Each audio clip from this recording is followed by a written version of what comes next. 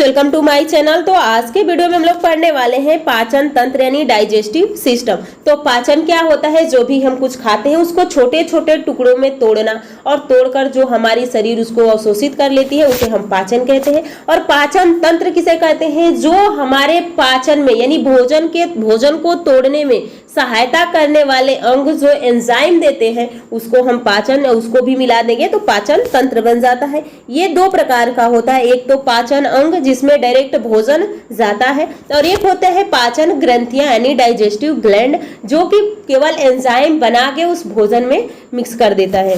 तो देखिए, मुख गुहा हो गया, अमाशय हो गया, छोटी आंत, बड़ी आंत, ये आप लोग का पाचन अंग है। और इधर देख सकते हैं आप लोग की पाचन ग्रंथियां हैं, लार ग्रंथि है, जठर ग्रंथि है, यकृत है, अग्न्यास आंत ग्रंथियां और अग्न्यास है। चलिए पहले देख लेते हैं मुख गुहा में। मुख गुहा में क्या पढ़ना है? आप लोग को दांत पढ़ना है, जीभ के बारे में पढ़ना है, ग्रंथिया के बारे में पढ़ना है। तो दांत जैसे कि आप लोग का इंसीजर, केनाइन, प्रीमोलर, मोलर।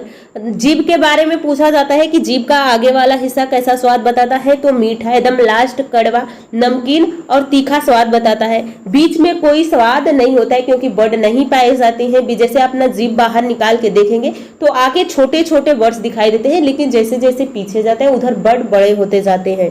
तो यहाँ पे आप देख सकते हैं। अगला है अमाशय। अमाशय का 3 भाग होता है, कार्डिक, फंडिक, पाइलोरिक। यहाँ पे आप देख भी रहे होंगे फिगर में। तो कार्डिक में भोजन यानी HCl निकलता है जो कीटाणुओं को मारने का कार्य करता है।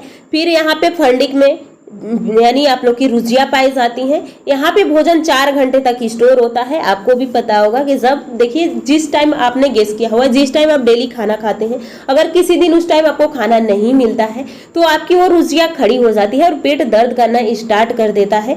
तो और उसके बाद धीरे धीरे फिर वो शांत हो जाता है जब उसको समझ में आ जाता है कि अभी भोजन नहीं मिलने वाला है। उसके बाद आप लोग का पाइलोरिक हो जाता है। पाइलोरिक में पेप्सिन और रेनिन एंजाइम निकलता है जो कि दूध और प्रोटीन का पाचन करता है। और दूध का पाचन, छोटे बच्चों को देखते होंगे कि दूध पिलाया जाता है, अगर वो बाहर दूध फिर बाहर निकालते हैं तो उस टाइम वो दूध दही में बदल गया होता है।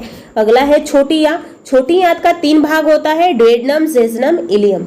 डुओडेनम से भी 2 एंजाइम निकलते हैं, कोलेस्टोकाइनेन और सिक्रेटिन। कोलेस्टोकाइनेन जाके लीवर पे कार्य करता है और सिक्रेटिन आप लोग का पेनक्रियाज पे कार्य करता है। बड़ी आंत में भोजन का पाचन नहीं होता है। ध्यान दीजिएगा, भोजन का पाचन बड़ी आंत में नहीं होता है। इसमें आप लोग की जैसे कि कुछ खनिज हो गया उसका अवशोषण होगा, जल का होगा और यहाँ पे आप लोग का दवाओं का होता है, यानी इसमें भोजन नहीं जाता है। पूर्ण तरह से पाचन छोटी आंत में ही हो जाता है। पाचन ग्रंथियां हैं, इसमें लार ग्रंथियां हैं। ग्रंथियां में हमें 3 प्रकार की ग्रंथियां होती है, पैरोटिड, सबमेडुलर, सबलिंगुअल। एक तरफ 3 और एक तरफ 3, टोटल 6 ग्रंथियां होती है। सुने होंगे किसी का कि गलसुआ माँ हुई है तो वहां पे पैरोटिड ग्लैंड जो होती है वो फूल जाती है। अगला देखिए जठर ग्रंथियां। जठर ग्रंथियां से ही आप लोग का पेप्सिन और रेनिन निकलता है, ये अमाशय में पाया जाता है।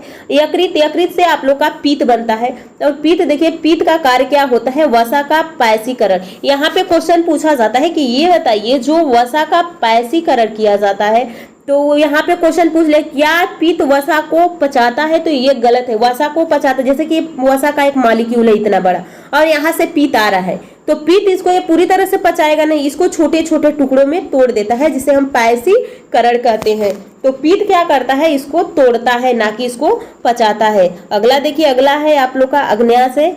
यह ग्रंथियां छोटी है, जैसे डुओडेनम यानी डुओडेनम से क्या निकलता है? कोलेस्टोकाइनेन और सिक्रेटिन। अग्न्याशय से लाइपेज, यहाँ पे आप देख सकते हैं फिगर में। देखिए ये यहाँ पे बनाए गए कितने अच्छे से फिगर, यहाँ पे पहले समझिए उसके बाद तो हम लोग पढ़ने ही वाले हैं बिल्कुल डिटेल से।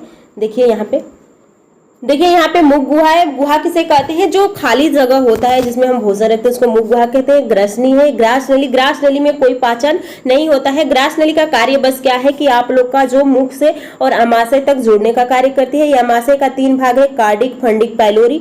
यहाँ पे आप लोग का पेनक्रियाज है। पेनक्रियाज में लाइपेज, एमाइलेज और ट्रिप्सिन एंजाइम बनता है। इधर लीवर है, लीवर में पीत बनता है। पूछा जाए कि पीत बनता कहाँ है? तो लीवर में, लेकिन स्टोर कहाँ होता है? पित्ताशय में। और ये आके ड्यूोडेनम वाले भाग में मिलता है जहाँ पे हम भोजन, जैसे कि भोजन, जैसे आप लोग के अमाशय में भोजन आया तो अम्लीय हो चुका है क्योंकि HCl एक अम्ल है, अम्लीय हो चुका है। अब छोटी आंत कहती है नहीं अंकल, मैं ये पचाने वाली नहीं हूँ क्योंकि मुझे अम्ल से एलर्जी है, हमें क्षारीय चाहिए।